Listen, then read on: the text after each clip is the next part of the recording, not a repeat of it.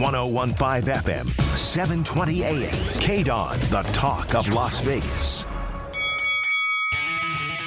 Ladies and gentlemen, welcome to the #1 professional wrestling radio show in Las Vegas. This is the Mark Hoke Show. The Mark Hoke Show. 1 full hour of wrestling news, entertainment, and lots of Sin City surprises from inside the squared circle. Now, let's bring on the tag team of Andrew Fish Fain, Joe DeFalco, and your host, Mark Hoke. Oh, yeah. What's going on, everybody? It's Sunday, post-Christmas. Joe DeFalco's unwrapping presents, I think, back there. I wish. Talking wrestling on Boxing Day. Oh, is it Boxing Day? It is Boxing Day. I lost track. Sorry, man. And is there a boxing match that anybody cares about? No. No? Okay. Probably not. Wow, everybody is not peppy today. But that's okay. Because just for fun, we're going to do this for 2 hours. Yes. So I am going to talk really slow today to space it out. Oh, good Lord, Joe. Really? Don't do that. Nah, I could talk for 10 hours. So I know you could. Hey, but welcome to the Mark Hoke Show, everybody. We're just babbling incessantly here to start things off. What else is new? Hey! Andrew Fish Fain's sitting over there. Fish, what's going on? Merry Christmas to you, sir. Bah humbug. Oh, my God. What is with everybody today? Unbelievable. Joe DeFalco from Future Stars of Wrestling. Joe, are you bitter too? Pretty much, yeah. Great. But we did have a nice holiday turnout for our season's beatings that we had people donate toys. So we got a lot of toys for the kids. So awesome. Congratulations. Toys for Tots per se, but not for Toys for Tots, because everybody gives to Toys for Tots. So we're trying to give to different organizations. I just love the fact that you named it Season's Beatings. Yes. Well, congratulations on a great show there, and good job, Joe DeFalco. And, of course, we're going to be talking pro wrestling for the next 2 hours. And it's kind of a year-end show, last one for 2022.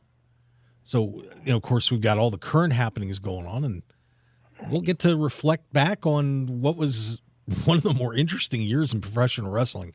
That is for sure. So, Joe, are you okay?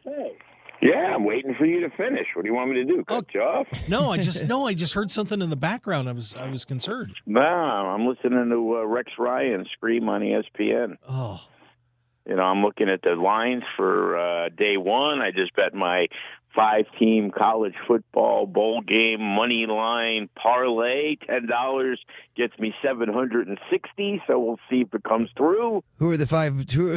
I know it's not wrestling, but I got to know who the 5 teams on the money line are.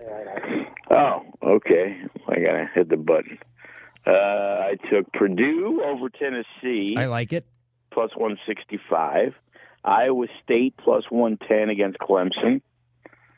Houston against Auburn, since, it's the SEC. If they aren't in the championship game, they usually don't care. Absolutely. I've liked Iowa all year, and they're plus 126 against Kentucky.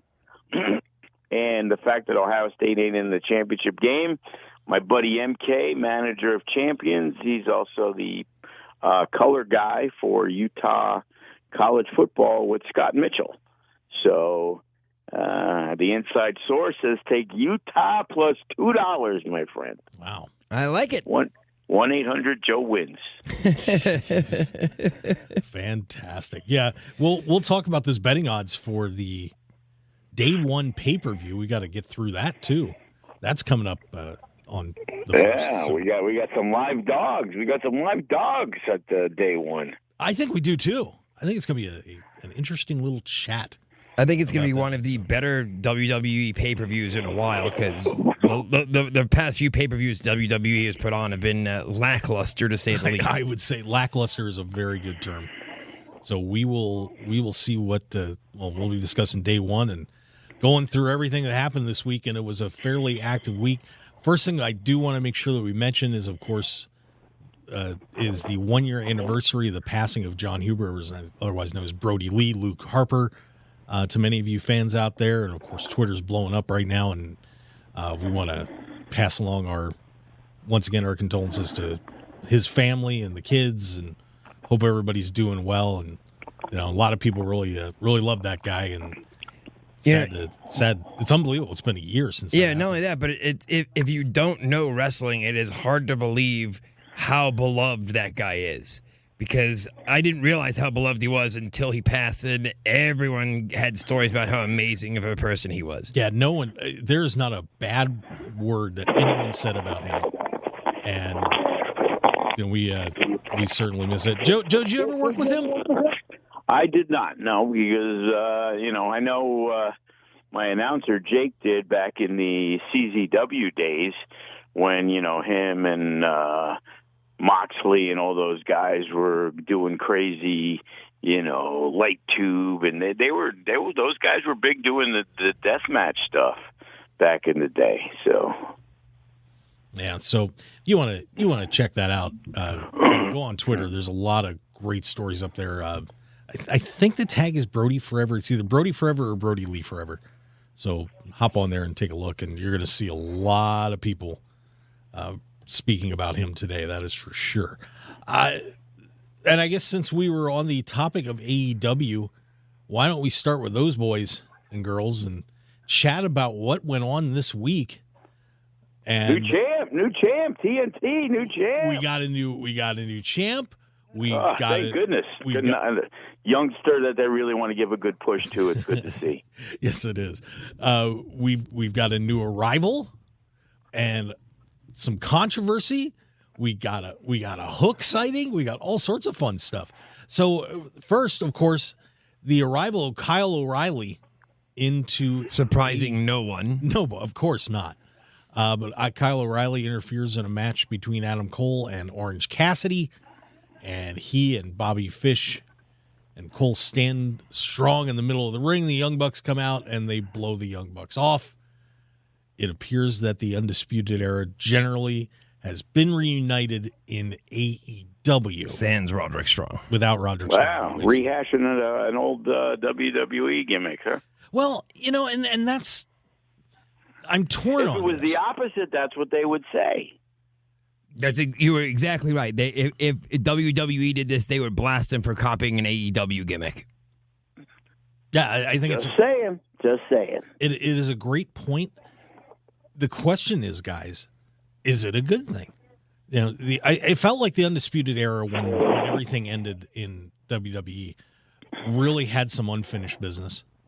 They didn't get up to the main roster, which I think would have been unbelievable to have them have a run against Roman Reigns or something along those lines.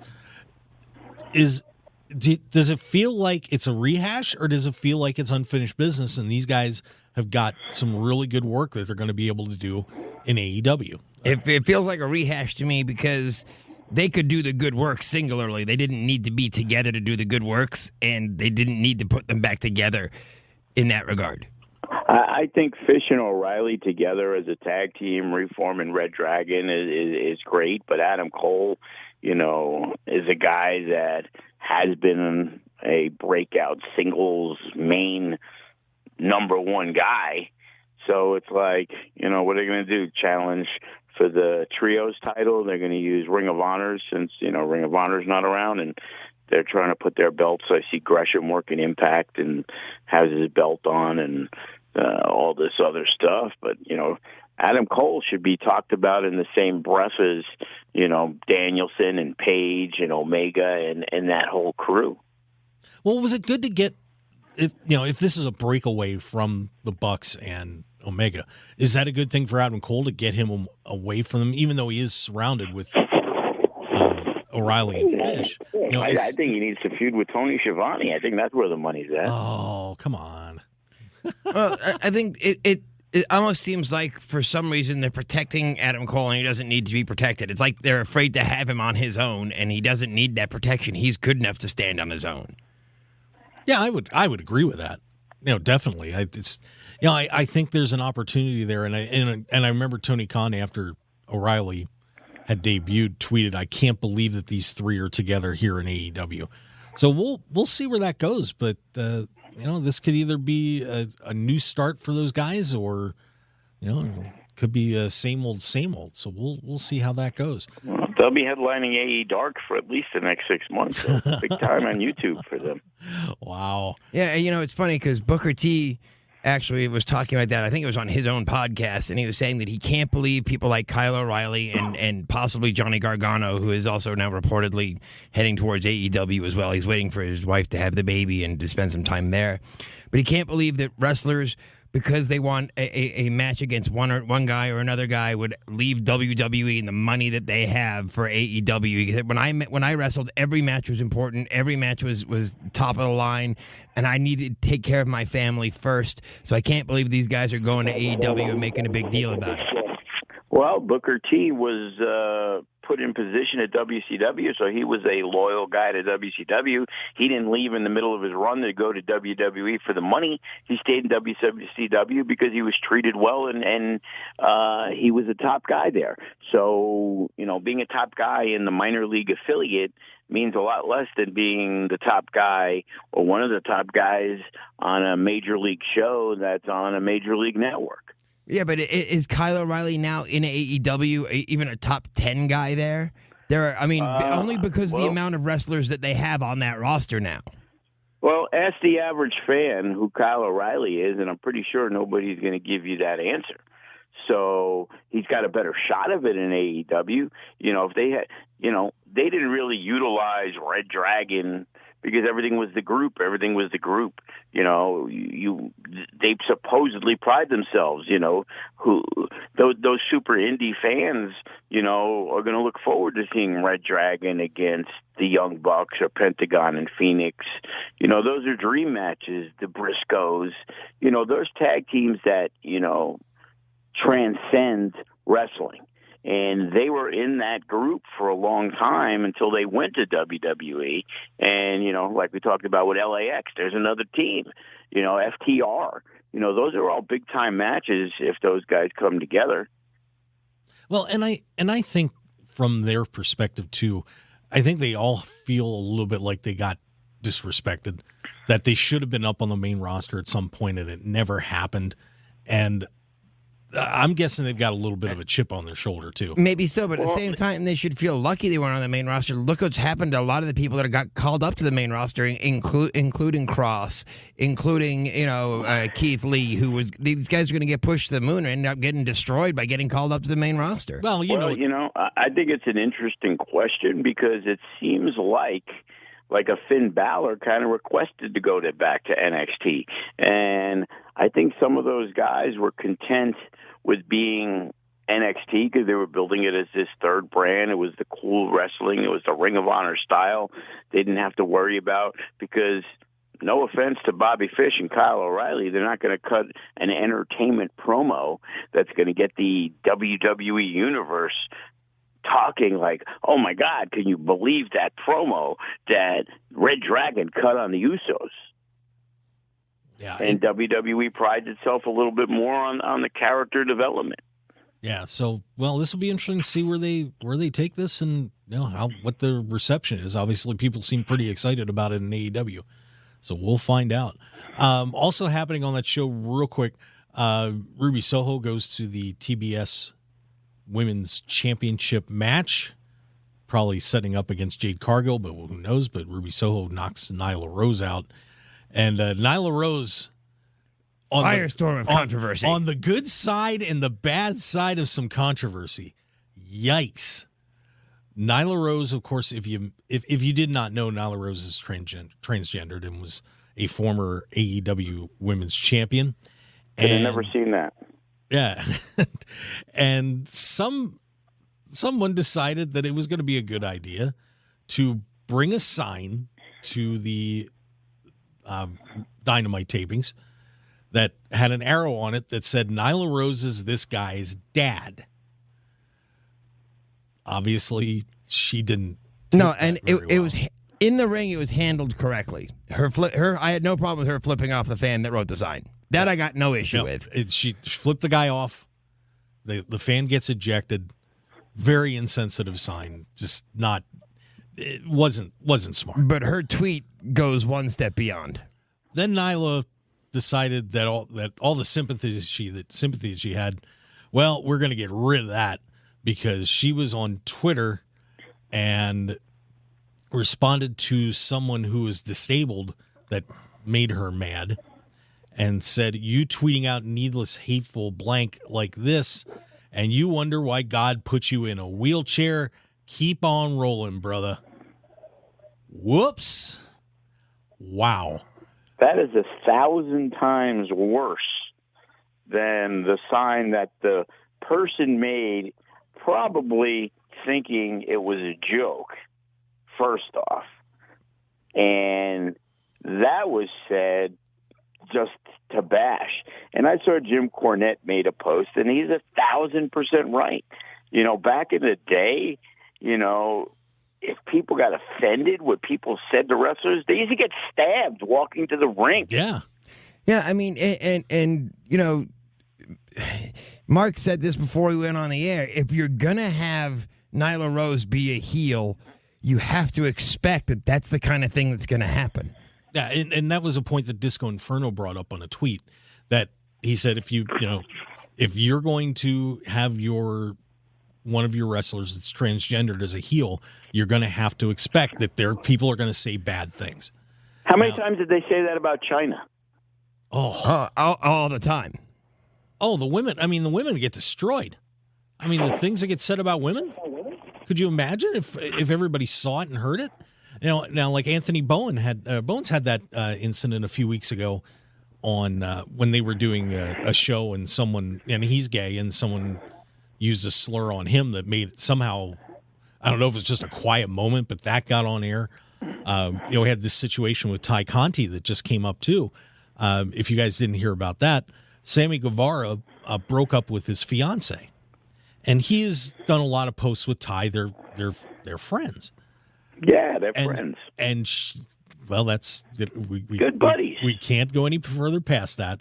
But the Twitterverse jumped on Conti, saying that she broke up Sammy and his fiance. Well, no, Sammy Guevara broke it up. Yeah. No, Matt Hardy and Edge broke it up. Sorry. She didn't care. So, okay, that's part of life. It happened. So, well, move on. Yeah, so Conti shut down her Twitter account, and by all accounts, I obviously have never met her, but very hurtful statements. It hurt her very much. It did, to the point where she shut it hurt her so much she stopped seeing Sammy Guevara for 2 days. If it happened, it happened. We don't know, and it's like, who cares? But everything now is based off what somebody puts on Twitter, and it blows up, and it is unbelievably ridiculous that everybody has to worry about every little thing. It's kind of like when, you go to work and you have this manager who everybody says, man, he micromanages everything. How about worry about the important things? And in life, nobody worries about the important things. They all worry about every little tiny tidbit of anything. It's pathetic. Yeah, this... makes you hate people. Yes, it does. It does make you hate people a lot. It's been, all these incidents happening within a few weeks, and wow, just. If I had more friends like myself, I'd be a happier person. I hear you, Joe. I'm your friend, and I'm glad I can breathe out that energy to you guys to at least brighten your days every once a week. Oh, and it's appreciated. Sometimes twice on Saturdays. So there you go. There you go. And of course, we're on the Mark Hoke Show here on KDWN 101.5 FM, 720 AM. KDWN, the talk of Las Vegas. I'm Mark Hoke. Andrew Fishfane sitting across from me. Yay. A little sharp in that Mariners jacket there, by the way. It's cold here. It was a little breezy. Joe DeFalco, of course, of Future Stars of Wrestling, also joining us. So, yeah, Big show, New Year's Eve. Yeah. Countdown to midnight, 60-minute Iron Man match. Are you kidding me? Did you hear about this, by the way? Joe's got a card on New Year's Eve, and they're doing a 60-minute Iron Man match is going to end at midnight. That's brilliant. That's starts at 11 p.m. and the bell rings at midnight, brother. What a concept. That's brilliant promotion right there. Who's the genius behind that? It's goes Joe's without son. saying. Joe's son. Well, also happening on AEW, we had a pretty awesome 6-man match. Darby Allin, Sting, CM Punk team up against MJF and FTR. And how corny. CM Punk wearing the Sting makeup. I said the exact same thing. See, I am 100% with you, Joe. I thought that was absolutely ridiculous and totally unnecessary. If it's Jungle Boy who's 23, that's cool. It's a 20-year veteran. Come on, get out of here, CM Punk. But still, from Punk's perspective, but still, my show. I got to throw this out here. From CM Punk's perspective, do you ever think for 1 second? Of course, he probably grew up watching and idolizing Sting. Do you ever think that he would have thought he'd have a chance today with Sting at 62 years old and performed well, by the way? That he'd have a chance to wrestle with Sting. Doesn't matter whether he have a chance to wrestle with him or not. He shouldn't put on the makeup like him. He's showing respect. I don't think any of our guys are that excited to have a tag team match with Hacksaw Jim Duggan or Jim Cloppers, okay? Well, there's levels, don't you think? I mean, you got to put Sting a little bit higher than Hacksaw Jim Duggan. I mean, I love Hacksaw, but a great match. Yeah, but it's like, it's just corny to me. It's like I said, if it was this young guy and it's like, wow, that's a guy that maybe was a reason why Jungle Boy started wrestling and he was a big fan of Sting and, and they played into that. But to have a guy like CM Punk, it's like, I think it's, whatever. Good for marketing. Great. If they had Darby Allin coming out in the Sting makeup, it's one thing. But having CM Punk do it is ridiculous. Well, Darby's... Right, but, in 2 months, they'll have the CM Punk and Sting makeup, figurine that you could buy, and then it'll be a big seller. So good move. There you good go. Marketing. There you go. But it was a great match, by the way. Great match. I really enjoyed it, and fun. By the way, Darby Allin had 2 really cool spots in that match. The one where he did the dive out of the ring and took out all 3 guys. Jesus Christ, was he flying? Joe, did you see that? I saw highlights of it, and wonderful. I've seen a million dives. It's great. Okay. Boy, you guys... everybody sets up a thing. The dives are all cool and everything. It's just the setup to me just takes me out of it. Because it's like, okay, 6 guys, let's stand next to each other, 4 guys, 3 guys, whatever it is to what we got to do. And then we're going to do this super cool spot. And it's just like, the spot's fine. It's just what gets you to that spot that just turns me off.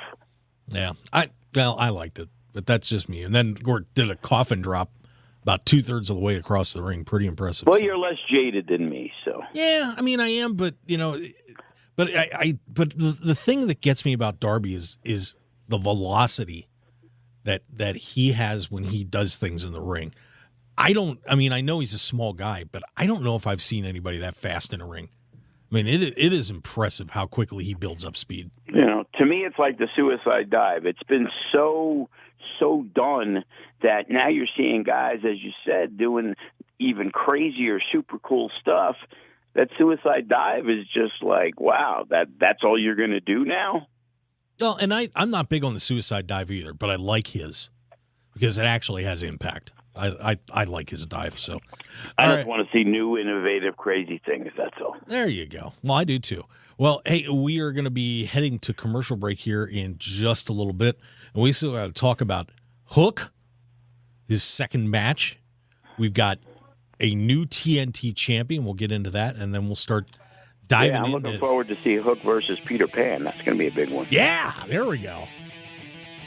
More coming up on the Mark Hoke Show here on KDWN 101.5 FM 720 AM.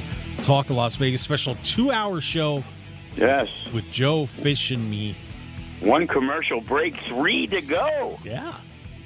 That's how we do it. Stick around, everybody. We'll be right back.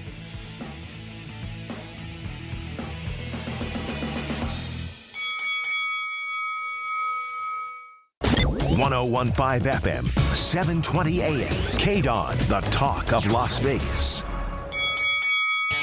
You're listening to the #1 professional wrestling radio show in Vegas, The Mark Hoke Show. The Mark Hoke Show. Now, here again is Mark Hoke. All right, everybody, welcome back. Yeah, now I can hear you. Yeah. Can you hear me now? Yeah. Yeah, sure, Fish. No, I'm positive. All right. Fish, Andrew Fish Fain, of course. By the way, the co-host of the Monday night show here on SportsX Radio with his partner Bernard Barnes, Chips. That's right. It's fish and chips. They are fish and chips. They occasionally call me malt vinegar, by the way.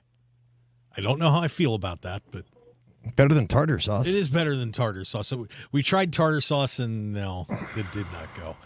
And, of course, Joe DeFalco. Didn't stick, huh? People in Bangladesh didn't like it. No. Oh, Fish got a smile finally. Joe DeFalco back there, future stars of wrestling, just throwing apple cores at us, which is okay. Not a problem. As long as we remember to duck. Yeah. And I got to throw a little love to Jared Hobbs in there. Came in here on the holiday weekend. We're, by the way, No relation to Will Hobbs, right? I doubt it. No, he's shaking his head now. But we're the only show that came in from Friday to today to go live this weekend. We're the only one. Of course, all those lazy people. That's a very good point, Joe. You Can't could believe say, you even got a producer today. yeah, I begged and pleaded. He was excited. But anyway. Heard you threw him an extra $10, but that's That helps. Well, I got your PayPal account information, so that helped. But anyway, we have a couple more things from AEW, and then we're going to hit WWE. I want to talk about Hook, because the last time Hook had a match, and for those who don't know who Hook is, this is Taz's son. Of course. See, from Red Hook, so thus Hook. Sure. Oh, that's what it means. Good idea. Yeah. Well, I like it. You know, the kid's impressive. He looks like he's a high school freshman. I was going to say, he looks like he's 15. We have a kid, Nick Wayne, Buddy Wayne's son, who's a big time, passed away, but he's one of the most respected trainers on the West Coast. And, he came into the show. They're like, hey, Nick Wayne's going to be here. I'm like, oh, okay, cool. So your kid's like 18, 19. He was like, just turned 16. Like, wow. Yeah. Impressive kid, by the way. But this was his second match. No mass transit incidents. No mass transit incidents. Wow. No, Taz would have came out and beat the crap out of the guy if he tried that. No doubt. But I'm curious to hear. I mean, I have my thoughts about him.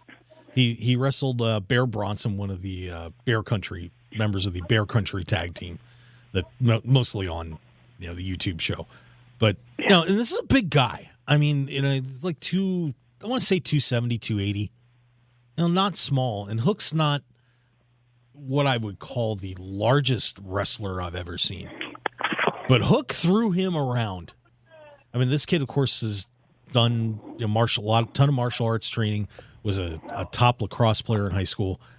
And I got to say, Hook's looking all right. Fish, what do you think? I honestly, I cannot speak on it because I have not seen enough of him to be able to speak knowledgeably enough and know what I'm talking about. So I think I'm better off to stay silent on Hook right now. Okay, so no Hook for you. But well, I could chime in. We have a young kid. He's called Bodie Young Prodigy. Why is he a young prodigy? Because he's 14 years old. Okay, and Bodie wrestled on Seasons Beatings, and he wrestled two of our best No Limits guys, Damian Drake and Jay Vidal. Jay Vidal is actually wrestling Chris Bay at the New Year's show. And my job with Bodie, we had him team up with Sin Bodie. We had him team up with Remy Marcel. And he's a small kid. Yeah. So you try to protect this kid as much as possible. The problem is, as Bodie has progressed and gotten better, a lot of the smaller local promotions want to use Bodie. Hey, it's a gimmick. The kid's 14 years old, and he's very, very good. And it's like, trying to instill to the parents and things that getting experience and getting matches is great, but you got to also understand what the youngster Hook, for example, is getting out of the match. Unfortunately for Hook, he's got to do it in front of a national audience. He has his son, so there's probably backstage politics there. But how does it make the guy in Bear Country look when you got a guy 150 pounds throwing him around like a ragdoll? Yeah, that's an excellent point. That is a very good point. Yeah, it's. I mean, and I certainly agree with what you're saying, Joe. I think that I'm torn on him because I like what he can do. I don't think there's any question that he belongs in a ring. He's talented, but yeah, this is a tough spot for a kid that young. I could not imagine if I was in professional wrestling making my debut on national television. Do we have an age on him? I can take a look.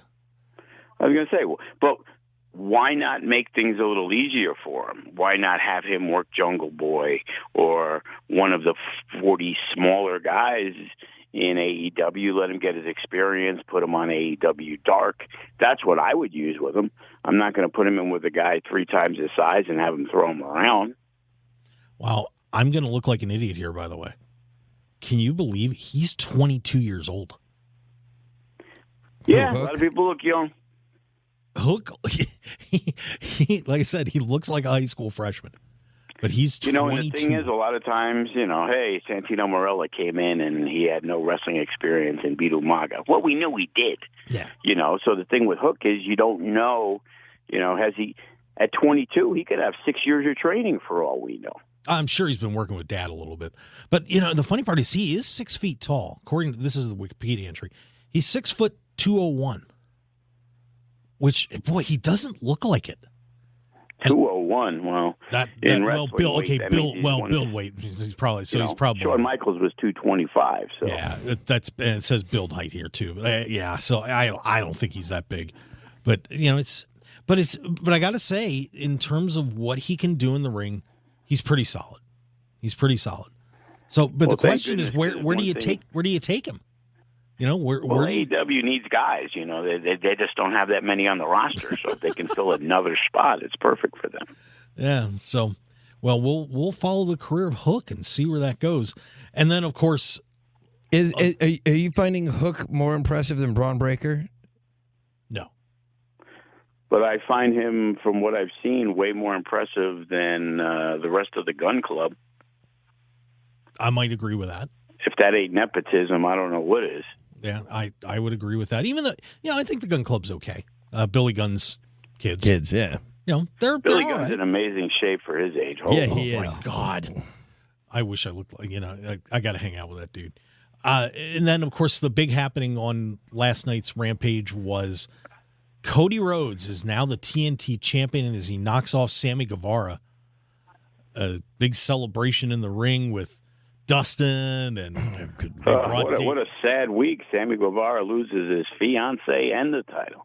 Well, and as you said, it's good to see that AEW breaking the mold and making sure that young guys get a chance to have the belt. So yeah, well, did you see the latest about Cody Rhodes not associating very well with the younger guys? The guy who got him the job at AEW, QT Marshall, really stood up for him. Good to see.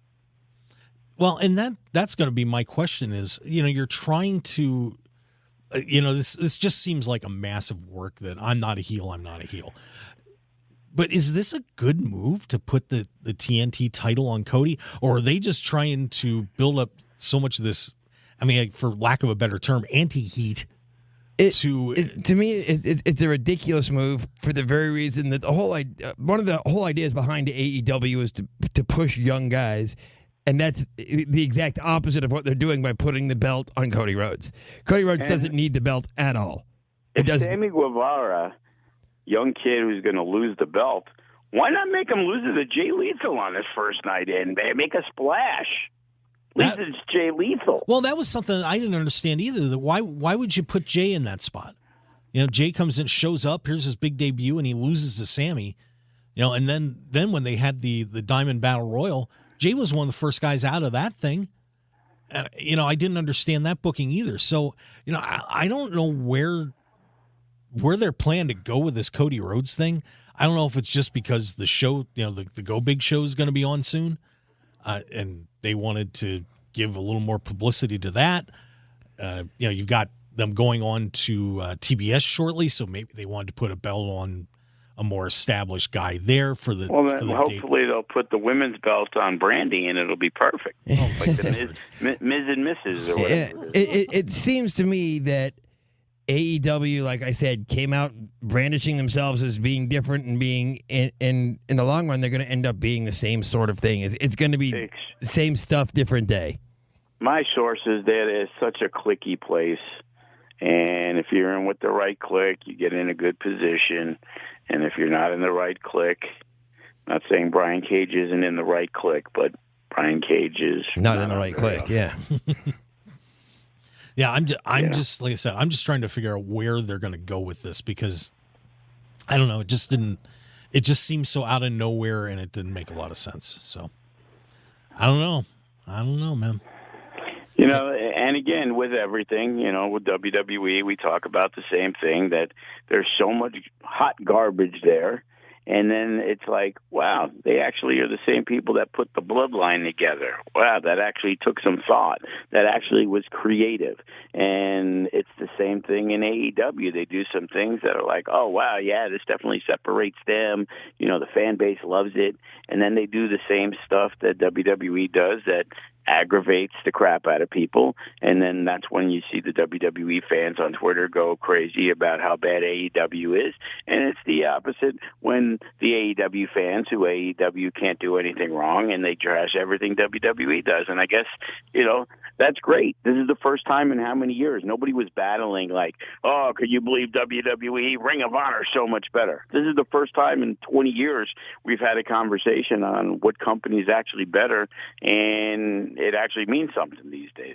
It does, but if WWE does it, it's like, yeah, that's what the WWE does. It's not a big deal. For AEW to do it, it's almost like I said, it's like I don't want to say going back on their word, but the whole idea is for guys like Sammy Guevara to be able to be pushed, and to take that push away and give it to Cody Rhodes is ridiculous. Well, there's got to be a decent reason for it.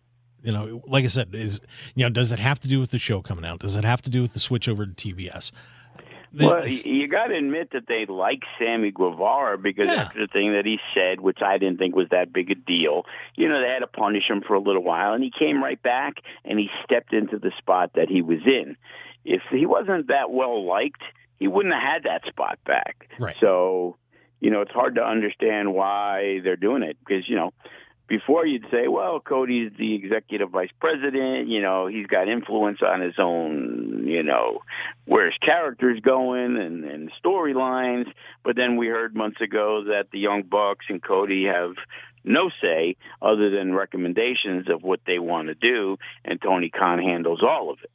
So I don't know if I believe that 100%. No, I wouldn't say 100%, and I'm pretty sure he has their ear better, but it seems like he's learned that you can't have, that many chefs in the kitchen. And, regardless of what I think about what he does on certain things, that is one of his smarter moves. He's the boss. It's like with me. I have guys that have been with me for a long time, and I trust their judgment, and in a lot of situations, if I say, hey, this is what I'm looking to do, and they say, hey, well, I think this might work, I'll say, okay, let's give it a try. Because, as I said before, if I think we can get to the same spot, I would rather it be your idea than mine, because I think you'll work harder to prove that your idea was the best way to go. Makes sense. Well, before we go on to WWE news, one last thing I wanted to mention about Cody. If you saw the match, Cody's body is still charbroiled from that table spot about a month ago. And, and Joe, since you put together promotions, I don't know how much flames you've used in your matches, but what could have been done to prevent that? Cody's back looks horrid bad. And I know they put some flame retardant stuff on, and I can't imagine it stayed on his body very well during that match. But it's just that just seems so stupid to do something like that, and to do that to Cody Rhodes of all people. I mean, I know what they were trying to accomplish. Oh, look, Cody's cool, but isn't there a line where there's cool and then there's stupid? In all honesty, when guys do that stuff, they're not really, flame retardant. That's like, that's foreign to most wrestlers. I'm pretty sure they wanted to make sure. I'm sure Cody went in there and wasn't worried about it at all. You know what I mean? It's like you see guys carved up. Look at Nick Gage's head when, he wrestled Jericho. You know what I mean? It's like that's part of, the shtick. If that's what you're doing, and somebody's breaking a light tube over your head, there isn't anything you can really do other than hope that the guy who's hitting you with the light tube knows what he's doing. If not, you got David Arquette, and it looks like he might die in the ring because of it. But they're not gonna.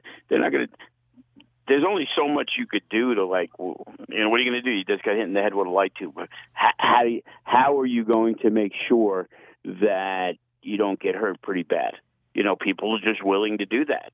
It's like when you talk about, hey, I can't believe these guys are doing steroids. And it's like, well, in a lot of situations, you have to look the best. You have to be the best. You have a lot of injuries.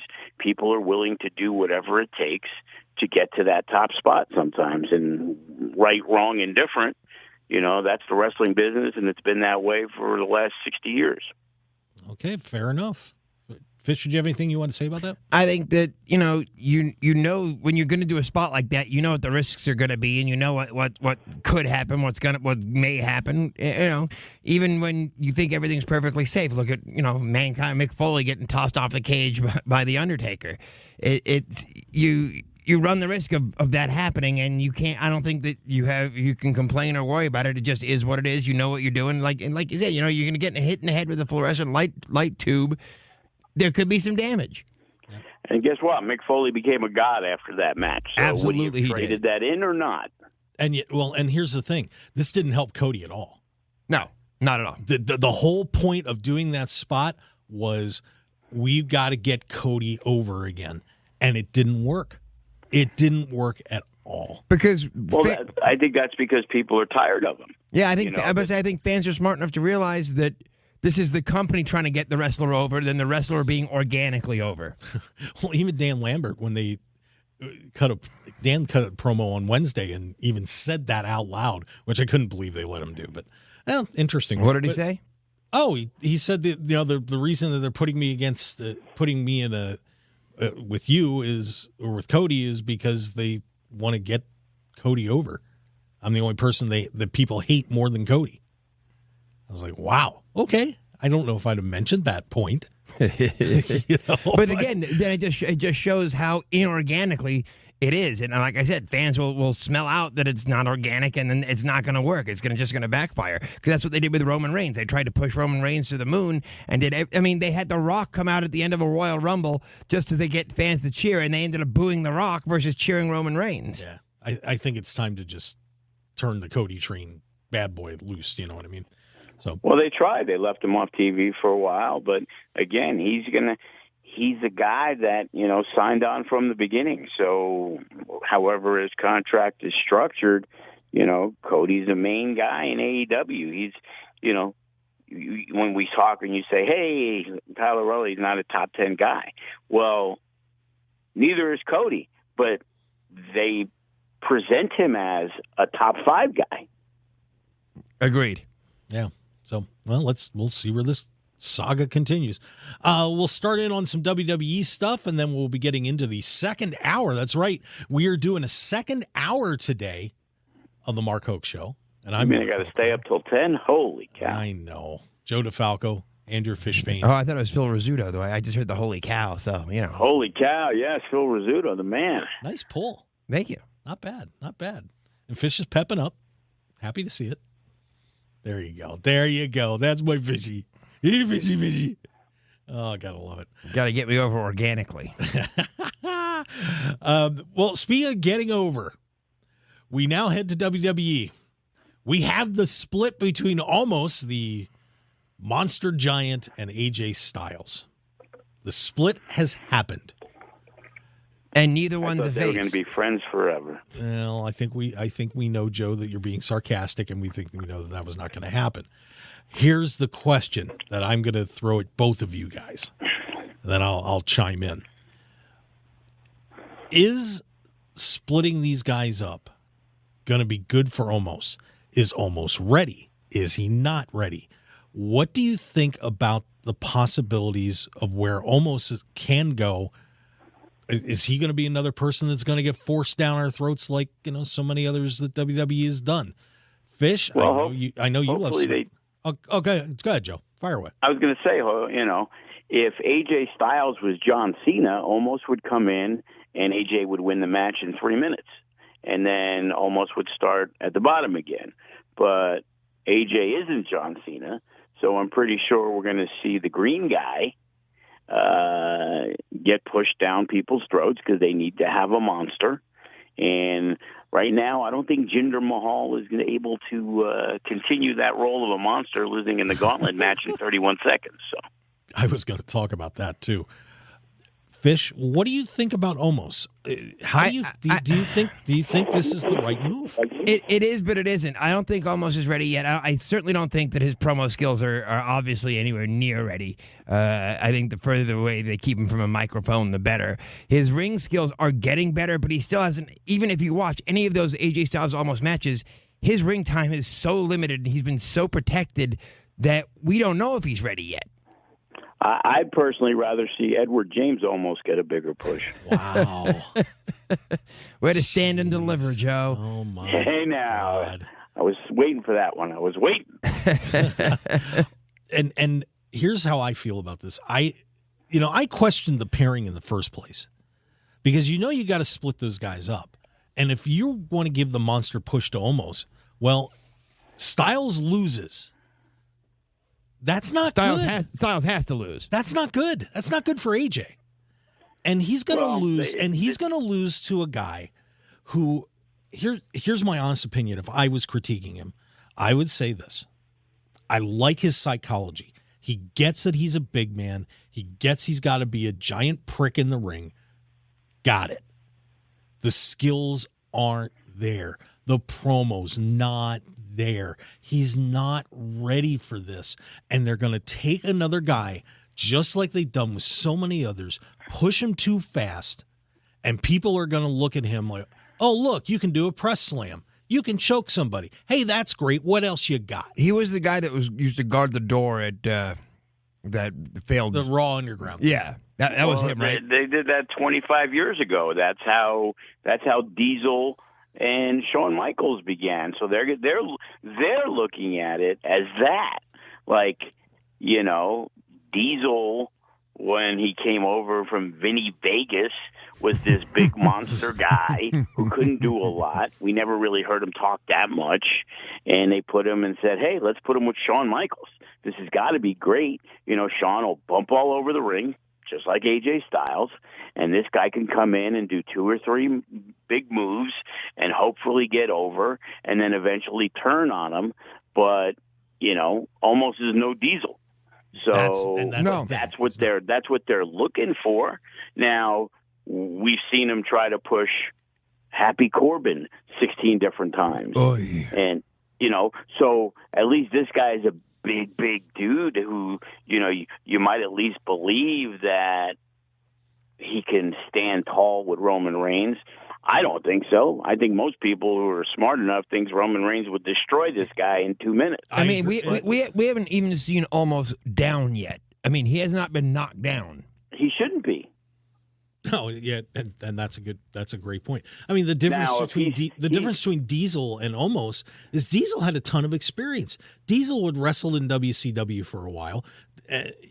He at least had been in the business and had some understanding of what he needs to do, and Omos is a rook. He's green. That's how it is. Back in the day, nobody Diesel was brand new. Diesel didn't wrestle anywhere because that was the WWF mentality, that he was a brand new guy. And that is the difference. The experience levels, when guys went to the WWF back in the day, they were running the circuit for 10, 15 years. Here's a guy who gets signed out. He probably didn't even wrestle on NXT. No, he did not. And, but neither did Roman Reigns, and look at him. So now, in this pairing, is Styles going to be the face, or are they both going to stay heels? No, AJ's smaller. It makes more sense for them to turn because a bad guy Omos is, what needs to be, because he's got to be this big monster guy who cheats to beat the guy half his size. Yeah, so I don't know, man. I think this is a chance of ruining something that could be pretty good. So, but you know what? If it lasts, it could be like Billy Gunn and The Rock. They could do it, and then they could see Omos isn't there. AJ wins, and then they repackage Omos, and he comes back up, and he could be Reverend Omos and take Devon's gimmick. Yeah, but I think the Omos Styles match is going to be basically a one-off. Then I think it's done. Yeah, it sounds like, because they said they have plans for everybody, so. The idea is for Omos to go over and then AJ switch brands, because that's what they normally do. Once you kind of get buried on one brand, we switch you over to the other, and it's just back and forth. Like all right. Hey, well, we're going to head into this second hour. We've got more from WWE.